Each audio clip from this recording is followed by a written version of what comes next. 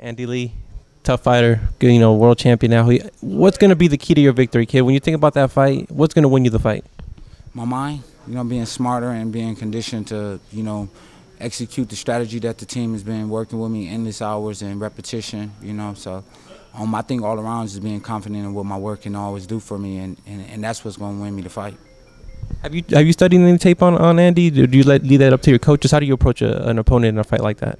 I kind of let my coaches do it. I took, some looks at a couple rounds of him, and, I was already, familiar with him as far as, he was one of the prospects of the year at one time.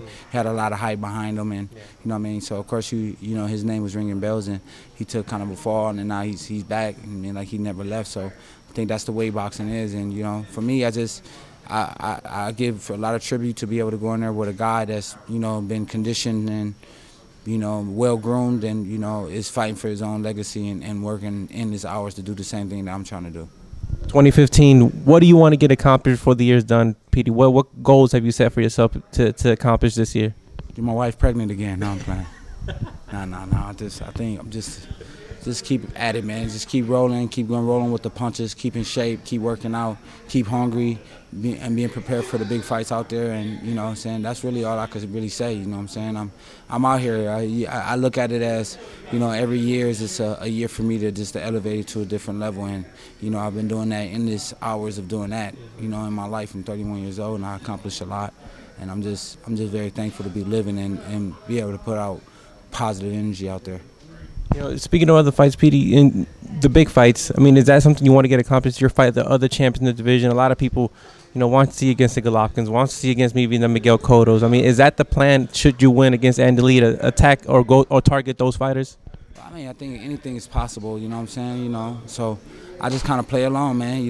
Regardless how the business, the politics works out, I'm just thankful to be able to have a payday. Against anybody. Golovkin, Cotto, Danny Jacobs, whoever's out there, I look at it like that. I just try not to play the fence like that so much because, I could call for something and never get it. I've done that with Sergio Martinez when he was the reigning champion, Kelly Pavlik, Jermaine Taylor, all those guys. So you scream things in boxing, you don't always get what you want. But I think for the most part, it's just being ready, man. That's the most thing. Do you regret not getting an opportunity against Sergio Martinez before he was able to get out? Is that something that you kind of wish that, you would have had that chance at least? I don't live with regrets, There's a reason why it didn't happen, So maybe you would have beat me, maybe I would have no, I'm playing.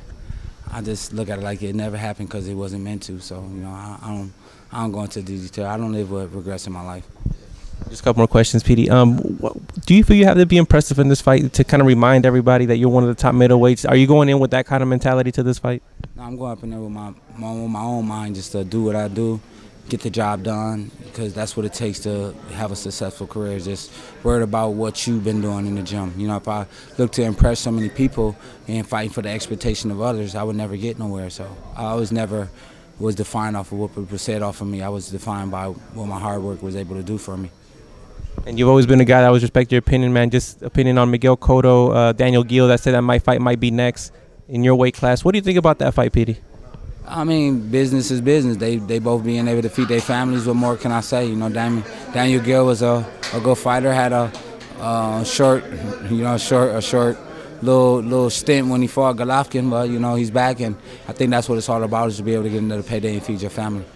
Last thought for the fans, Petey. What can we expect next week? What are we going to see from you? Expect me to see y'all live and direct here all the time.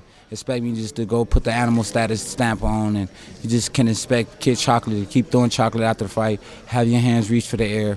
Follow me at Kid Chocolate on Instagram. Follow me at Kid Chocolate on Twitter.